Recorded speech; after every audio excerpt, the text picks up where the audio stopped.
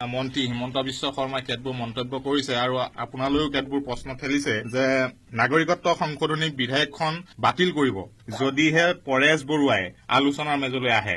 এই ক্ষেত্ৰত আলফা স্বাধীনৰ উপমুখ্য সেনাধ্যক্ষ তথা সেনাপ্ৰধান পদৰ পৰা আপুনি কি ক'ব? হিমন্ত বিশ্ব ডাঙৰীয়া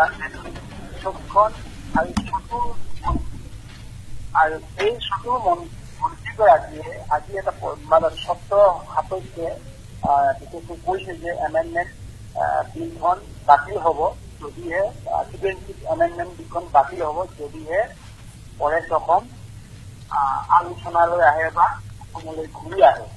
তেনেকুৱা এটা তথ্য দিছে, খুব চতুৰভাৱে দিছে আৰু তেখেতে নিশ্চয় জানে যে এই এমেণ্ডমেণ্ট বিলখন এতিয়াও গৃহীত কৰিব নোৱাৰে। ইয়াৰ প্ৰথম কাৰণটো হৈছে এই এমেণ্ডমেণ্ট বিলখনৰ বিলখনৰ বিৰুদ্ধত অসমত যি ধৰণে প্ৰতিবাদৰ ঢৌ উঠিছে আৰু এই ঢৌটো সাধাৰণ ঢৌ নহয়। আৰু যদি এই এমেণ্ডমেণ্ট বিলখন গ্ৰহণ কৰে বা এক্সিকিউশ্যন কৰিবলৈ যায় তেতিয়াহ'লে অসমত কি পৰিস্থিতি হ'ব হিমন্ত বিশ্ব শৰ্মা ডাঙৰীয়াই ধৰণে জানে।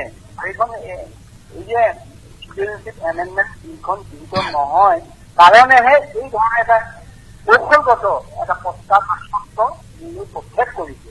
তাৰ বিপৰীতে মই তেখেতলৈ মোৰ দুটা চৰ্ত এটা প্ৰক্ষেপ কৰিবলৈ ইচ্ছা কৰিছে। প্ৰথম চৰ্তটো হৈছে তেখেত যিহেতু বিশ্বখন এজন মন্ত্ৰী আৰু লগতে তেখেত খুব চতুৰ মানুহ লাগে, ৰাজনীতি চতুৰ লাগে। চতুৰ নহ'লে এখন ৰাষ্ট্ৰ বা এখন ষ্টেট বা এখন ৰাষ্ট্ৰ চলোৱাটো সম্ভৱ নহয়। আৰু সেয়েহে আগন্তুক দিনত তেখেতক মই বিশেষকৈ ব্যক্তিগতভাৱে অসমৰ মুখ্যমন্ত্ৰী হোৱাটো মই মনে প্ৰাণে কামনা কৰোঁ। ইয়াত কোনো হিপক্ৰেচি নাই, কিন্তু ইয়াত কপটতা লুকাই থকা নাই, আন্তৰিকতাই। আৰু হয়তো হিমন্ত বিশ্ব ডাঙৰীয়াই মোলৈ যিবিলাক প্ৰশ্ন বা প্ৰক্ষেপ কৰে বা তথ্য সেইবিলাকত হিপক্ৰেচি আছে বুলি মই ধৰি ল'ব পাৰোঁ। আৰু মোৰ ফালৰ পৰা একদম আন্তৰিকতাই হিচাপে ভাইটি হিচাপে মই আন্তৰিকতাই কৈছোঁ যে অসমৰ যদি তেখেত মুখ্যমন্ত্ৰী হয় তেতিয়াহ'লে আৰু মুখ্যমন্ত্ৰী হোৱাটো মই কামনা কৰোঁ।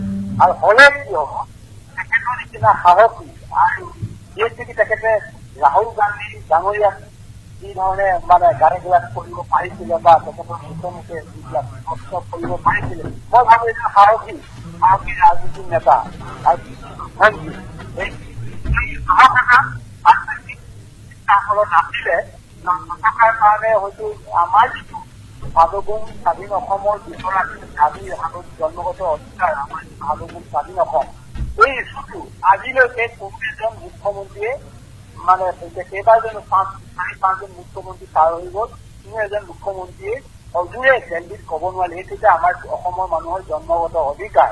সেয়েহে এনেকুৱা এজন যদি শক্তিশালী মন্ত্ৰী অসমৰ মুখ্যমন্ত্ৰী হয় তেতিয়াহ'লে মই আশা কৰোঁ হিমন্ত বিশ্ব ডাঙৰীয়াই যদি মুখ্যমন্ত্ৰী থকাৰ সময়ত ভাৰতৰ যি প্ৰধানমন্ত্ৰী প্ৰভাৱিত কৰিব পাৰে, প্ৰভাৱিত কৰিব পাৰিলে আৰু এই সাধুগুণ স্বাধীন অসমৰ ওপৰত আলোচনা কৰিম বুলি হৈমত কৰা পাৰিলে নিশ্চয় হিমন্ত শৰ্মাৰ লগতো ঘূৰি যাম, অসমলৈ ঘূৰি যাম। অসমৰ মাটিৰ পৰা দুজনে মিলি ভাৰতীয় টেবুলত আমি ফাইট কৰিম। এই কথাটো মোৰ ফালৰ পৰা প্ৰতিশ্ৰুতি দিছোঁ।